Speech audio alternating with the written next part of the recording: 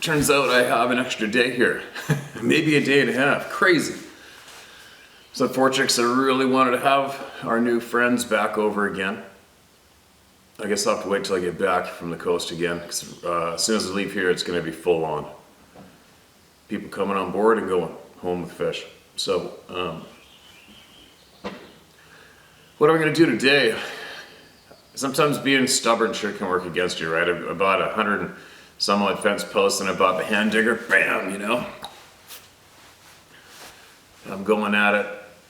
My neighbor drove by. He says, "I got an auger, you know," and I'm like, "I got this." I don't know why. I just have a tough time accepting favors. It's just, I'm my worst enemy. Meanwhile, and there's nothing but river rock coming up and getting hit. I'm beating the shit out of myself. But anyways, finally learned my lesson. I think I got about 40 something posts in, and I'm gonna give in and go buy my own auger. Whole post hole digger in a bit after I do this. And get that done.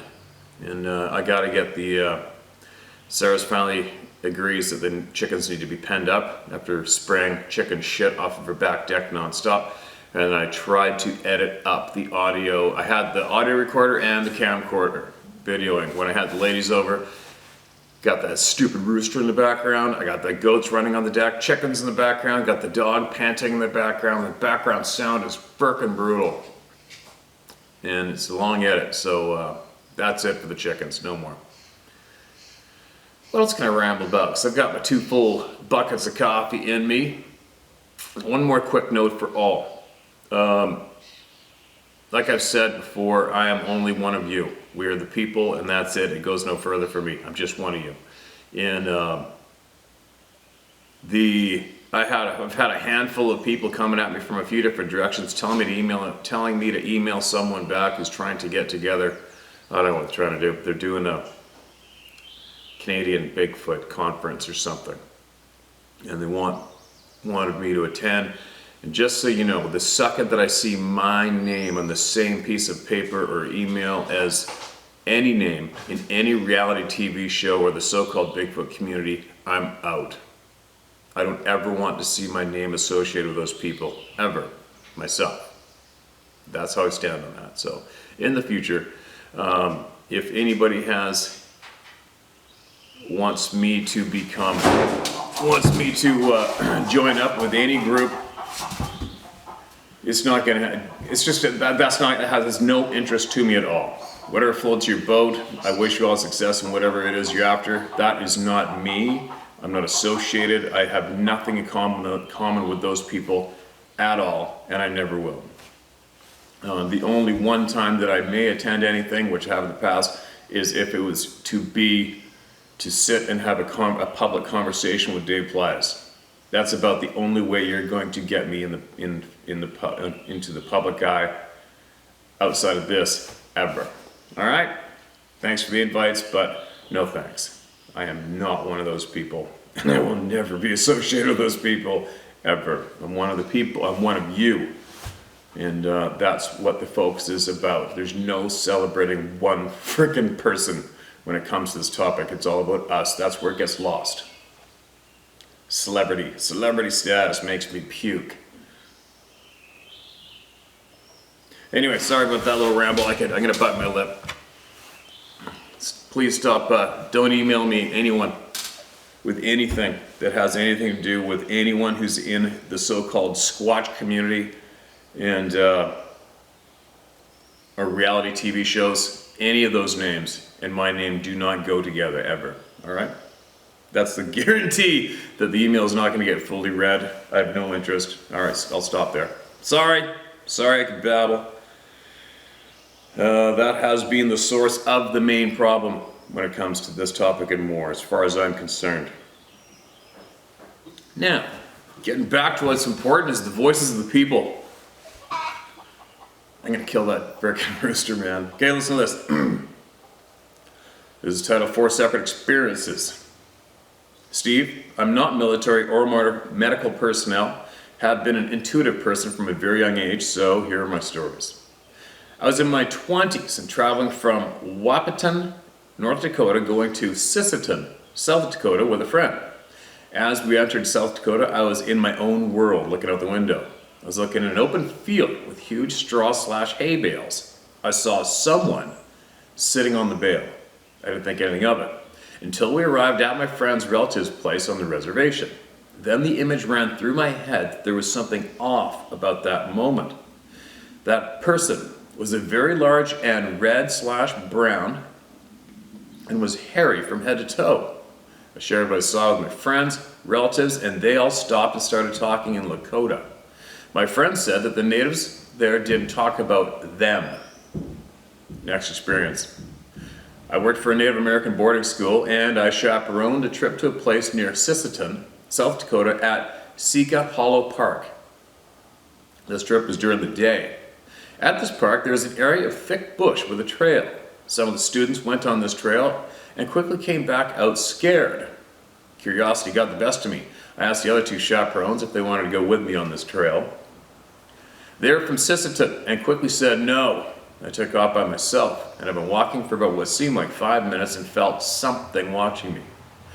The further I traveled along this trail, no more hair on my body started standing up. Then the hair on the back of my neck stood up. I stopped and turned around and at a quick pace. Everything inside me was screaming, "Run." I just knew that I shouldn't run, but moved down the trail quickly. When I came home out of the bush, I can say I was shaking up. Third experience, I moved to Washington State, Olympic Peninsula. I became friends with a wonderful couple who live on a beautiful piece of land. One afternoon, my female friend wanted to take me around her backyard forest/swamp area. She hadn't told me anything about the activity on her land. We started walking on a trail, and I felt someone watching me from ahead of us. I stopped and looked further up and saw a young Sasquatch looking at me. They looked like an Ewok from Star Wars, only much bigger. I started after it and they disappeared. I spun around and asked her if she saw what I saw, and she said no. Later that evening, her husband heard slaps on the side of the house. Fourth and last experience. I've now moved from Washington back to North Dakota on the Standing Rock Indian Reservation. It was before dawn and I checked my school bus. Yes, I am a school bus driver, out on my route. My route runs 20 minutes south along the South Dakota border. I turned on the state line gravel road. My first stop and my pickup was 3 miles down. The sun was up now. I pulled up to my student's house and usually their large German Shepherd would come off the deck up to the bus. The dog started to come down the stairs and spun around looking towards the hillside north of the house and ran back up the stairs and cowered in the doorway.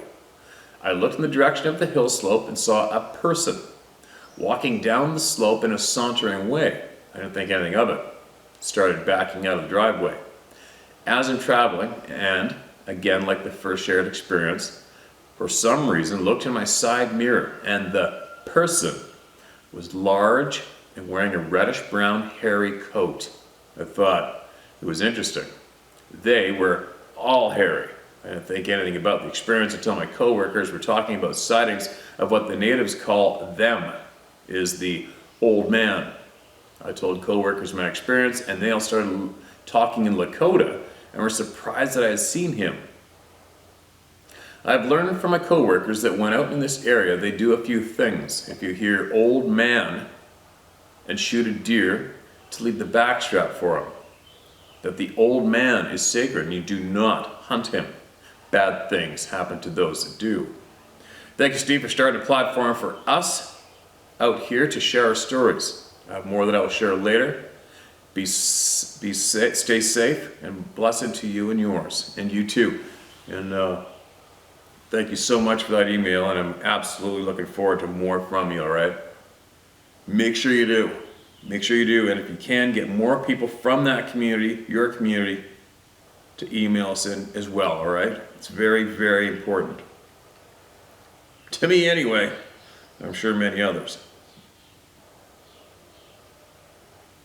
Let's keep going down the line, more people. God, I've been hearing some shit lately that's just got me on fire this morning. With the things that are going on, sorry for the little interruption, but I gotta say something, man.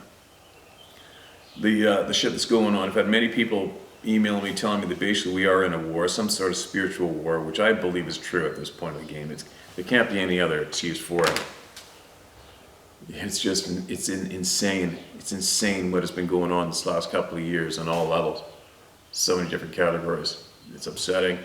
It's ridiculous. It's insanity. Just one of those easy examples the other day, I ran to my neighbor, talking to my neighbor as he's watching me bust my back, pounding holes in the ground. He's got a few teenage kids.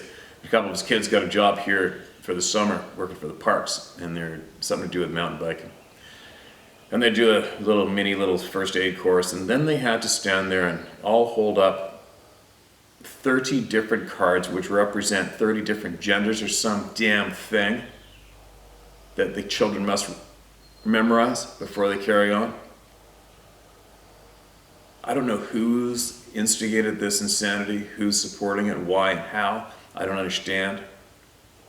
Apparently there's just some, I can keep on going on and on about it, and the multiple examples of insanity and the assault on the children. And I don't understand it, and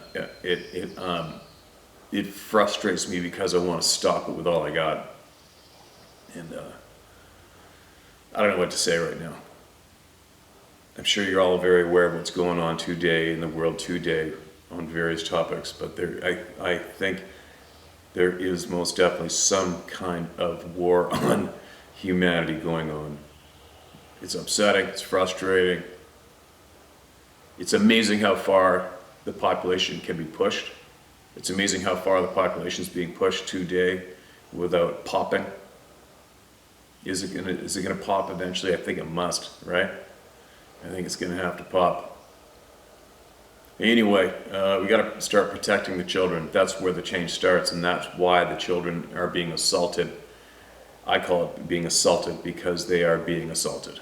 They are being misled, groomed for something. I don't know what the end result is, but they are being misled and groomed in a big way, and it's got to be stopped. That's adults, whatever. But the children, that's where all the change starts, and they're trying to change for the worse, and they're using the children, and it's got to stop. Sorry for that little rant. I could go into it more in depth, but let's get back to sharing the voices of the people.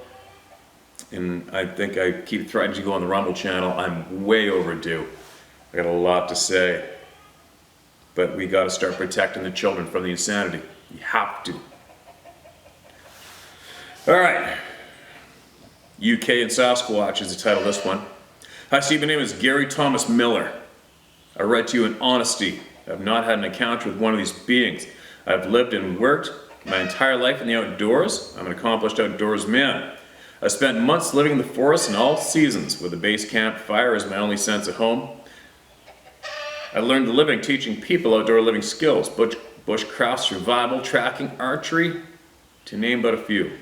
I grew up in a semi-rural part of Hampshire, which is situated in the south of the UK. The nearest woodland in my home was the forest of Beare, B-E-R-E, a place I would cycle to regularly just so I could escape the bullying culture that was home.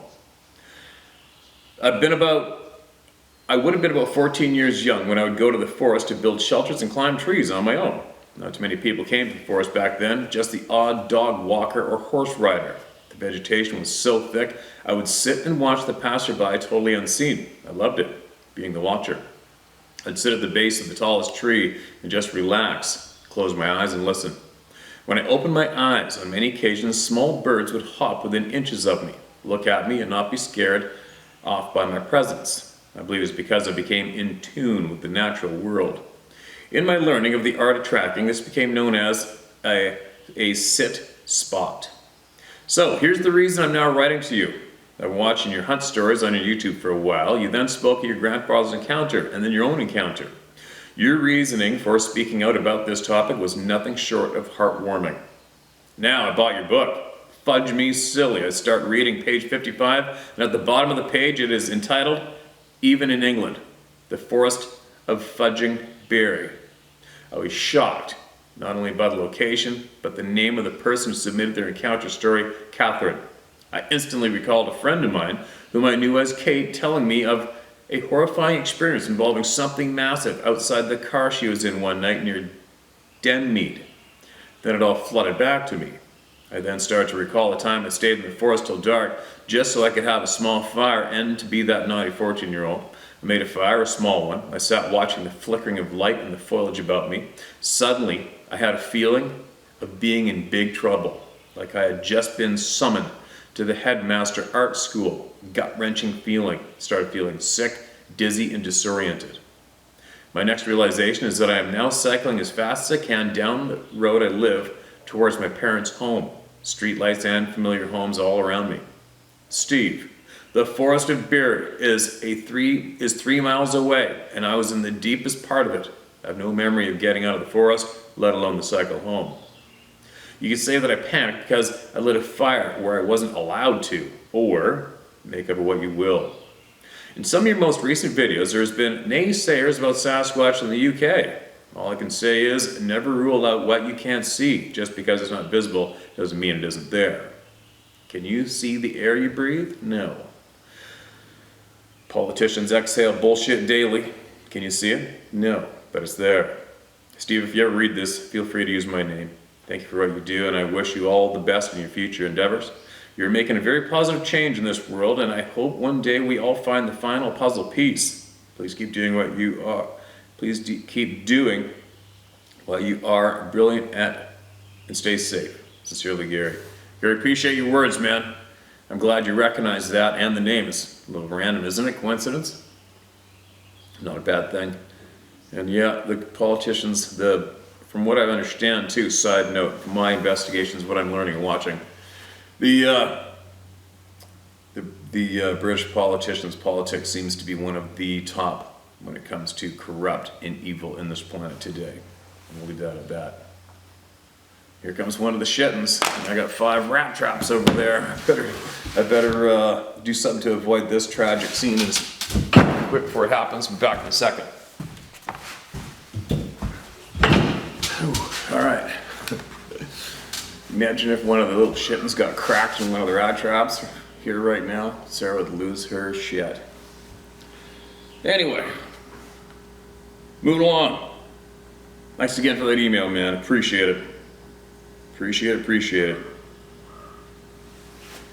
So it's titled Sasquatch. Hello, Steve. I live in Washington State, and I've been encountering the Sasquatch beings for the last 2 years here at home. I live on a creek, a rural area about 10 minutes away from a town. And I'm so glad you're helping people like myself and others who have had encounters.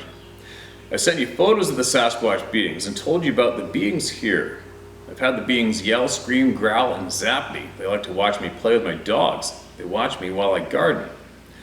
A neighbor and I had an encounter once while together down at the creek side.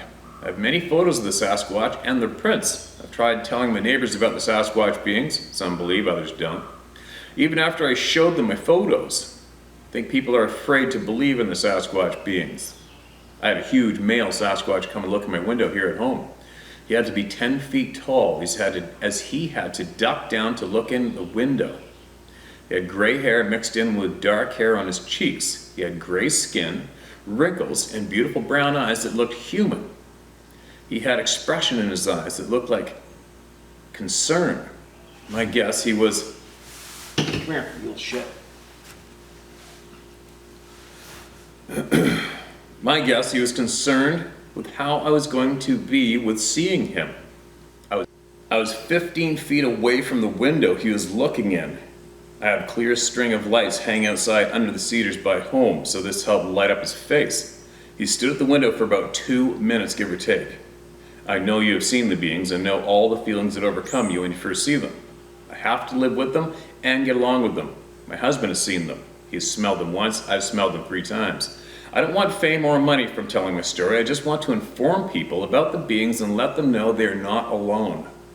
I recommend for those who have seen them, share your story.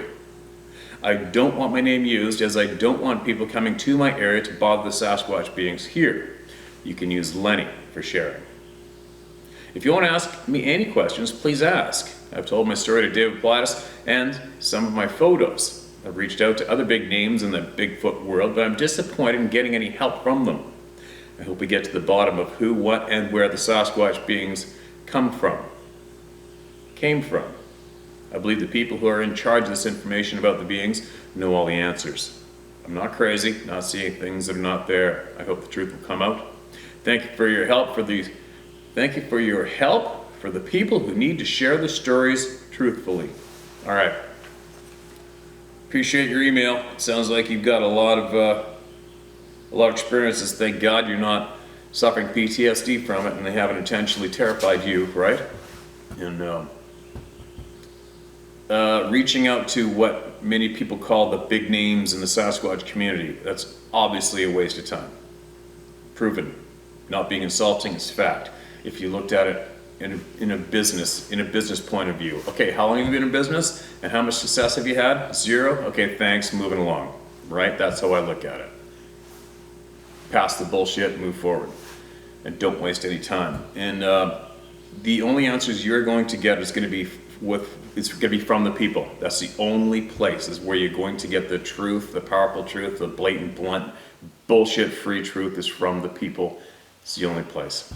If there's any way, if you do live near First Nations community, I suggest you go treat them with respect and speak with them in an honest tone and ask for any kind of assistance you can from the elders.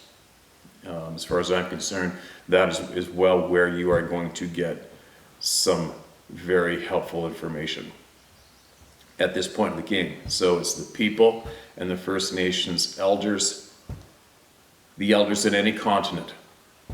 Okay? That's where it's going to come from right now until somebody who possibly may know more cracks and decides to share and decides that the people who keep their mouths shut are actually the enemy, which they are. Moving along. All right. Here's another one.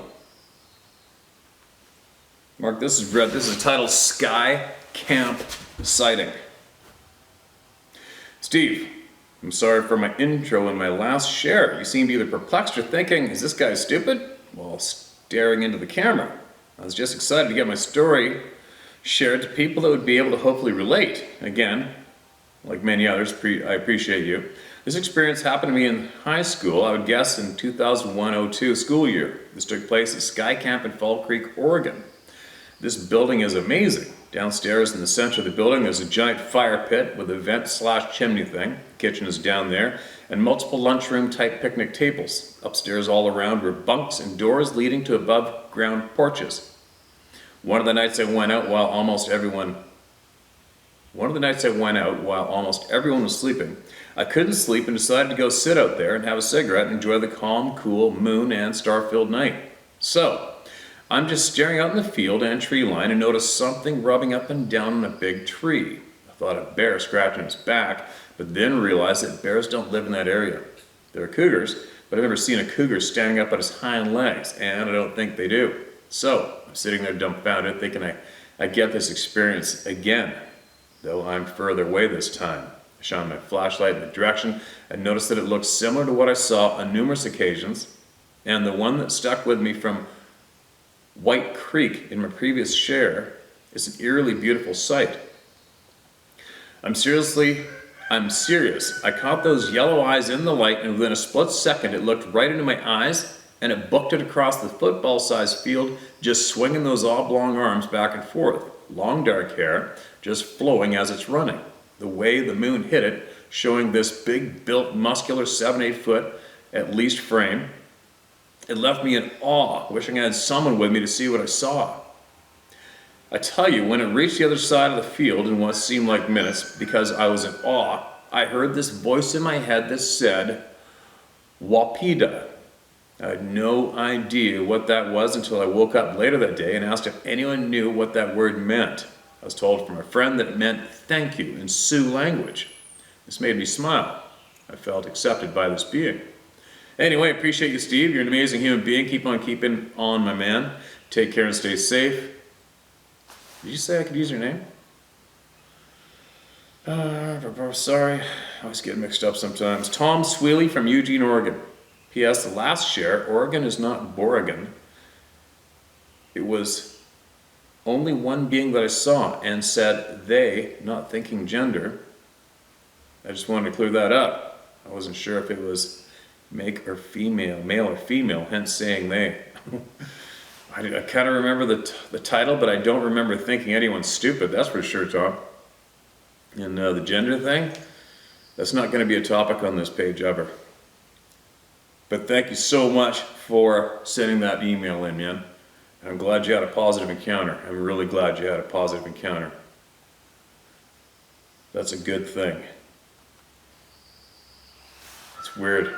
It's not that often that we hear of them speaking out in a clear, known native language. It's not that often, right? Now, let's get another one going. My Dad's Encounter, Deep Woods, Maine is the title of this one. Hi Stephen, I'm following your YouTube channel as you're living the dream while many of us remain keyboard bound. It's all a choice, my man. It's all a choice. Gratefully, you've taken the time to relay people's experiences around Sasquatch. Hearing you tell them brings me back to what fun it was to hear my father relate his encounter.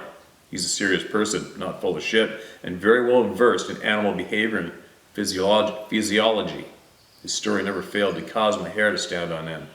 With that, I'll pass along Dad's experience in 1970 up in the Baxter State Forest of deep northern Maine. Keep up the great work. Feel free to use any of our names. I'm sure I'm on all kinds of government lists now anyway. John Hubbard. Right there with you, bro. Right there with you, man. All right. We're camped south of Long Pond in the Trout Brook Mountain Quad of Baxter State Park. We were walking south from the southern shore of Long Pond toward the elevation of Billfish Mountain. Baxter State Park contains Mount Katahdin, K-A-T-A-H-D-I-N. I'm having one of those mornings, obviously. I'm a PhD environmental physiologist working for Natick Labs in Massachusetts. In the fall of 1970, I was hunting on the east side of the lake, Long Pond, in Baxter State Forest with Danny Wolf, a vet now in Ohio, a friend of mine, a friend from Montana, deceased, and another vet. One morning I hunted alone south of the lake when I encountered a strange, musky smell in the woods, along with a foot-long black scat that looked human, except for the extraordinary thickness and width. I also observed a small scat that looked like a large pile of baby feces with white and yellow texture. As I proceeded on, I was confronted with the sound of thumping like a partridge on steroids drumming. The ground actually shook. The hair on my neck was raised and the pit of my stomach seemed suddenly queasy as the rotten smell got worse. Suddenly, a large dead tree came crashing down about 100 yards in front of me. This scared the shit out of me. As the woods were getting quiet, no wind, no birds, etc. I returned to camp, was severely guffawed by the two vets, Dr. Heisel and Dr. Wolf. Dr. Wolf, however, agreed to accompany me the next day. We went further into the swampy woods, saw yesterday's scat, and Danny said, whatever it was, it had to be big to push that dead tree down. We continued until the area became quite rocky, with boulders larger than our heads on all sides. Danny said, this doesn't look like a good place to be because something could jump us before we could react. It's an odd feeling. I've never thought that way. Being out in the woods, it's an odd feeling. Suddenly we encountered the drumming and the ground shaking again. This was followed by a huge rock which flew over our heads and impacted on a hillside to our left. Needless to say, we were both speechless, and Danny said whatever could throw a 50-pound rock 50 yards was not something he could care to encounter. Even though Danny had a 7mm mag and I had a .270, we both agreed to leave. It was quite evident that whatever we had pissed off was clearly warning us not to go further. We returned to camp, and my two friends became believers. The hunt was a failure because there were no signs of deer or even moose in the area. We've enjoyed retelling the story to our kids and our friends over the years because none of us had ever experienced anything like it in years of hunting in Michigan, New Hampshire, Massachusetts, Montana, or Colorado. It was the scariest thing I've ever encountered in my hunting career. I shot elk in Colorado, and this year my wife and I shot over 50 pheasants and 5 deer. I'm on the board of advisors of the Uxbridge Rod and Gun Club. And as the Army's former expert on desert survival and heat stroke physiology, editorial board of Wilderness and Environmental Medicine. I wrote the survival manual for Desert Storm and Desert Shield. I've published over 200 scientific papers, abstracts, and book chapters. But this is the first time I've written about this strange encounter. I'm 65 and I have retired from Army Environmental Medicine as a lab director. The smell, the human-like monster scat, the baby scat, and the drumming, ground shaking, tree falling, and boulder throwing.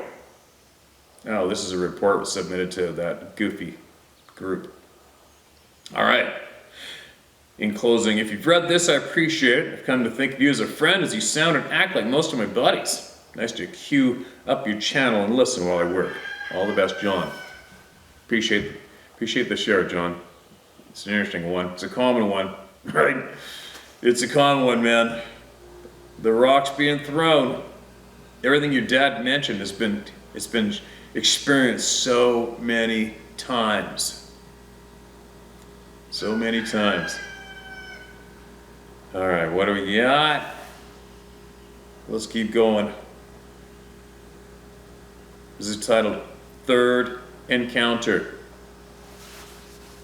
Dear Steve, is with trepidation that I write about this possible encounter.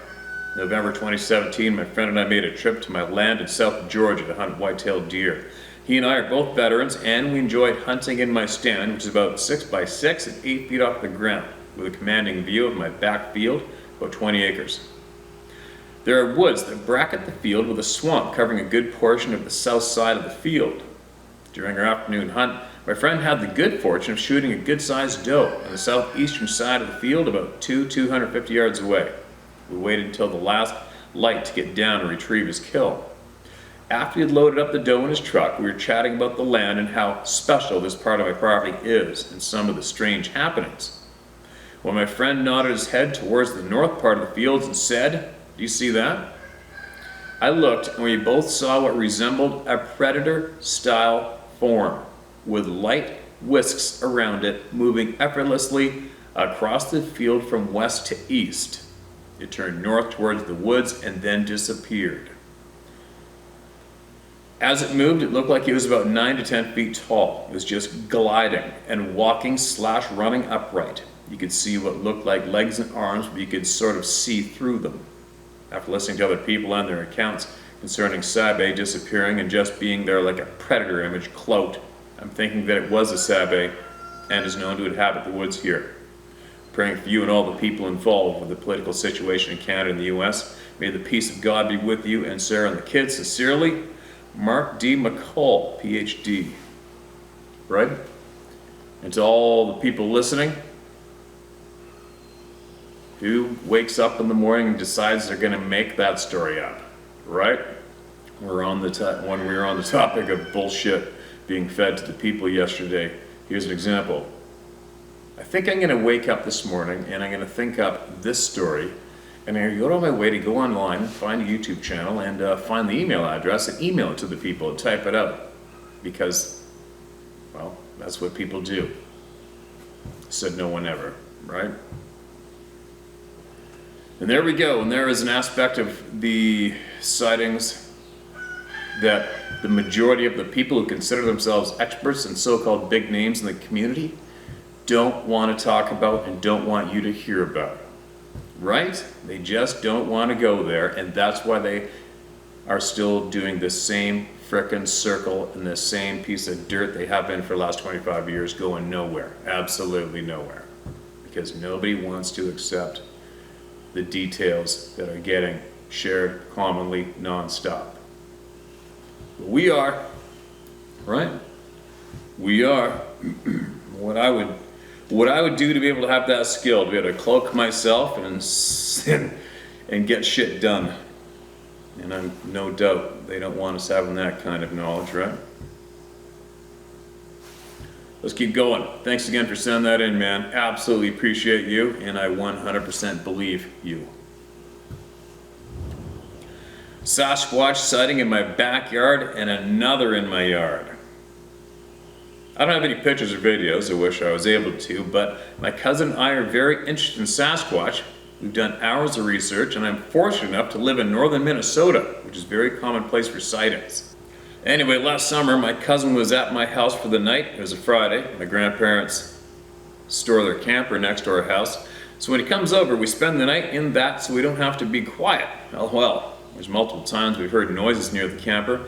I'm convinced there's something out there. I've even attempted to convince my mother to get trail cams. But one night I went home to shower and he was working on bringing a few things to the camper. When I get out, I head outside to help him, and as I step out the door, I see him running full speed my way, and I stopped him. Like, hey, what happened? What's wrong? And he was white as a ghost. We like to joke with each other, like, hey, I saw it. But eventually we say we're messing around. But he couldn't get a word out and looked like he was going to pass out. So, jokingly, I slapped him to make him stop, and it didn't faze him. He finally spit it out that he saw a Sasquatch, and I instantly grabbed his arm and said, show me, take me to where? As we walk over, I saw his bag and stuff laying on the ground, and I asked him again, are you messing with me? Still white as a ghost, shaking, he said, no, I saw it. And at that moment I thought, this is serious stuff, it's happening right now. We ran in, grabbed our shoes, we grabbed our binoculars, our knocking stick, and our phones. We don't have much gear, but it's what we got. He was terrified. He did not want to go back out there. I could hear the fear in his voice, but we walked over to where we saw it. The camper is parked between my house and my grandparents' shop. He started to tell me where he saw it, and it was right around the corner of the shop. He described exactly what I feel Bigfoot would be, peering around the corner with 4 fingers around the wall and half his head out. And then he saw it turn and ran. Previously he had heard footsteps. That's why he turned to look. So I walked over and set myself up to try to shape what he's talking about. Then he said yes, but much taller. And we ran into the swampy woods behind our house and spent a few hours just watching and knocking. We never got anything, but it was around 9:30 and we started to head to the camper for the night and heard a faraway whoop. As we walked back, we stopped, watched for about 10 minutes, just looking, and nothing. And that was the end of the night. He still to this day believes he saw a Sasquatch. We plan to do much more searching this summer. Fall of 2021, when I was setting up Christmas lights, I was getting close to being done. One day I came home and half of the stuff was torn up. Cords were ripped. The yard... Sorry, there's some typos here. I came home and half of the stuff was torn up. The cords were ripped, the yard prices on the end of the house were torn up and laying around about 10 feet away from where they were deeply staked in the ground. The cords were all messed up and the outlet cover thing was ripped clean off the wall and broken. And the thing that got me is that the thing in the wall was nearly impossible to pull off. Could have been a bear, but I believe it was Sasquatch because of how it was ripped on the wall. There was no teeth marks or anything on it either. Alright, that was a little confusing, but I kind of get it. Christmas lights ripped up in a wall. You know what is common, anything with antlers in the rut, that commonly happens. So I don't know if you've got elk around there, but I imagine a big white-tailed buck could have done that too. But whatever, besides the point. Fact is, your cousin's seen one of these things in the backyard, and you guys went out and tried beating on trees. Trust me when I say this, beating on trees does absolutely nothing. If we listen to our elders, we listen to the people on average, the message has been, the knowledge shared has been, you just go out there and you talk to them. They know you're there, they know your intent, and they listen, and your words are powerful. Quote from our First Nations superhero women that were here recently, our words are powerful, they hear our words. Beating on a tree is probably insulting to them at this point of the game, right? And beating on a tree hasn't done anything for a group of people who have been doing it for over 25 years. So, you really want to get in touch with these people, go out there, be innocent, be honest, sit down, and start thinking and speaking, and ask for a reply. I am a firm believer right now that that's going to get you some serious action, if that's what you want, but be careful what you ask for. And on that note,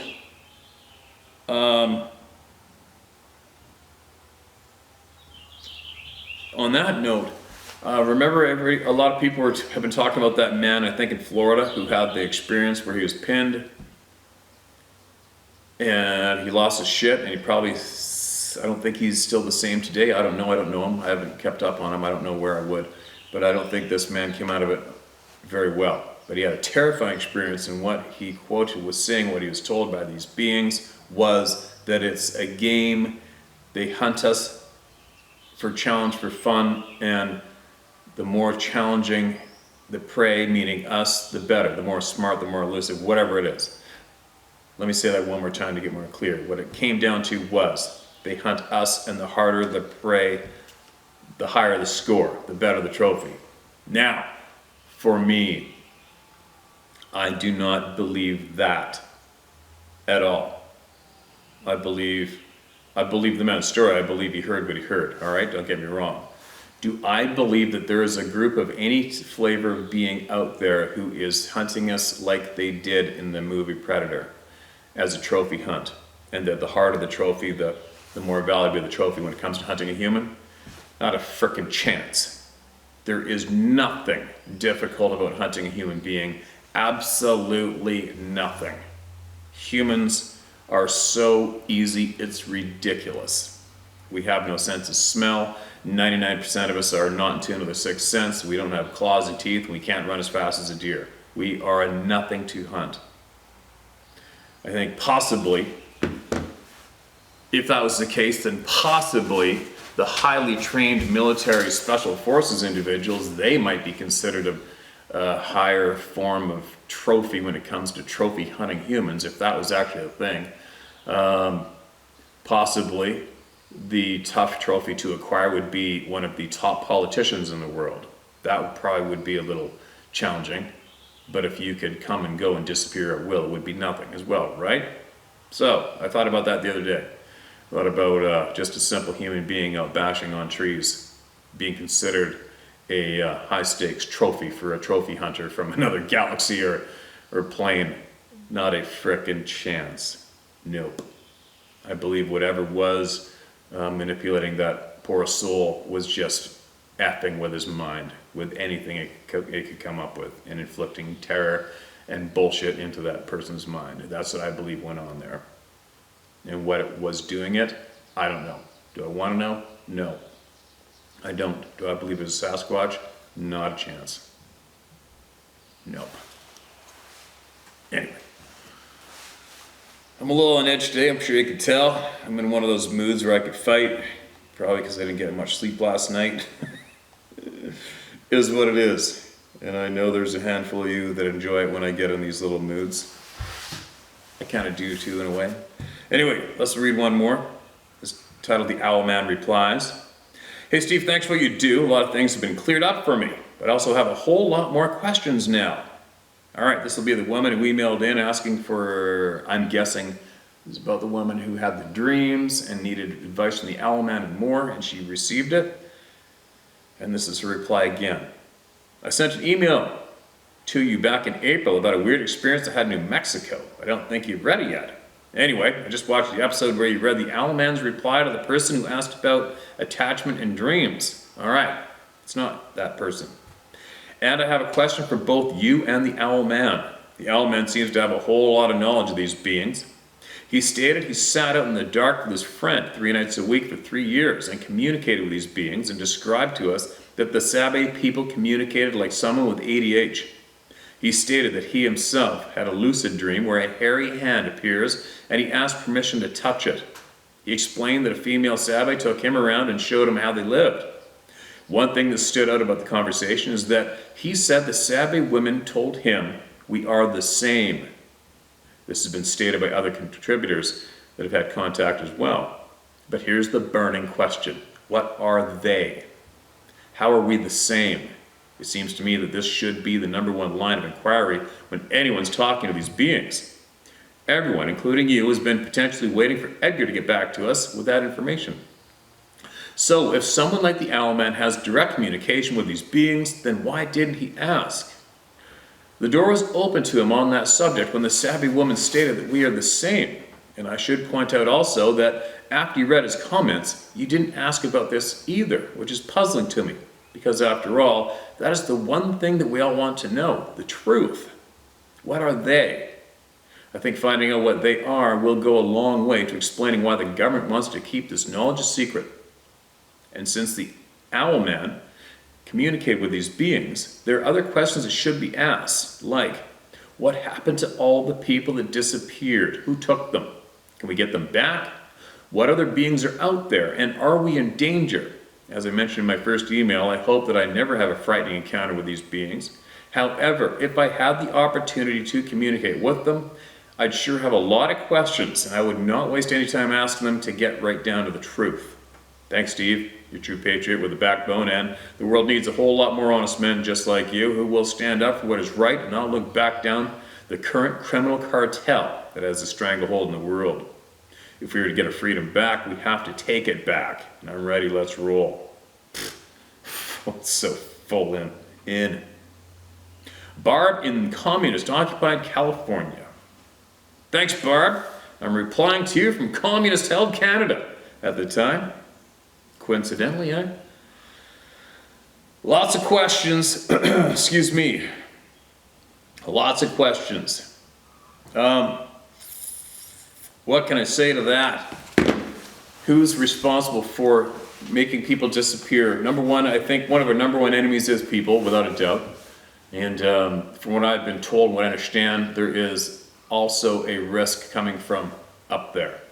And that's all I can say on that right now, because I do not intentionally investigate that. But people are, and that's what I've heard. What else? What are they? What are they? And I keep pushing on the people. I urge you to find out, what are we? What's our story? If we can get down to the bottom of our honest story, then everything will make sense, right? And again, when it comes to just the Sasquatch beings, which is right here, amongst many other topics we are trying to bust into, that have to be busted into, many people, including Edgar's colleagues, Dave Plitus, and his contacts, acquired the DNA already. And it comes down to human female, unknown male.